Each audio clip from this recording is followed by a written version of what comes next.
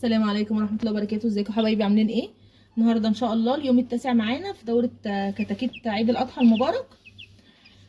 بصوا حبايبي، اول حاجه انا بس عايزه اوريكم حاجه يا رب تكون باينه في الفيديو.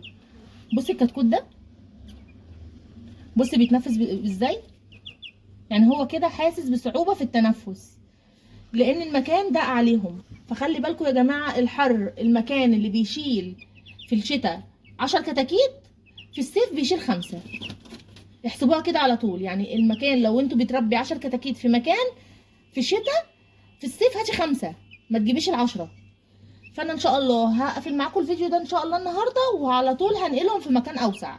فبكره ان شاء الله الفيديو هيبقى معانا في مكان اوسع باذن الله. هبدل لهم المكان علشان النفس ده كده غلط.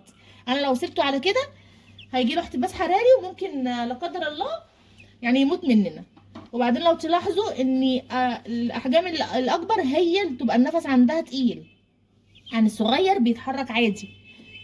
لو شايفين ده الصغير اهو بيتحرك عادي والنفس بتاعه عادي طبيعي، لكن ده اللي نفسه معلش يا جماعه الفيديو فصل مننا، بس هنكمل فيديو عادي. زي ما قلت ان دايما التنفس لما بيضيق مع الاحجام الاكبر. الاحجام الصغيره بتبقى بتتحرك عادي في المكان. طيب احنا دلوقتي هنسمي الله. هبتدي كده. ده لتر الميه اهو معانا،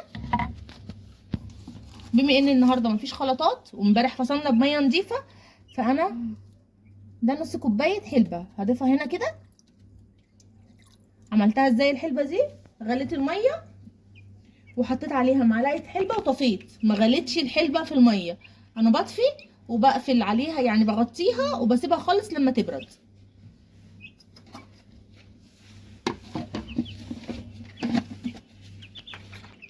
الحلبه حلوه قوي يا جماعه في رفع الوزن على فكره.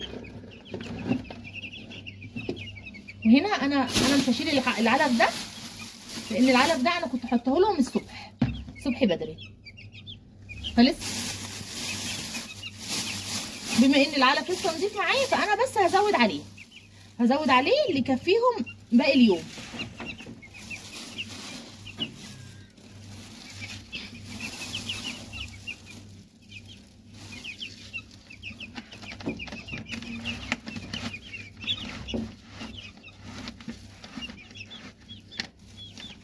اهو يا حبايبي العلف بتاعنا.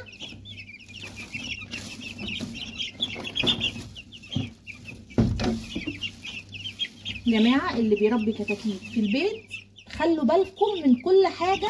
يعني دايما بصوا على الحمام بتاعهم، على التنفس، على عينيهم، على الحاجات دي بتفرق قوي في جوده الكتكوت لما يطلع معاكي.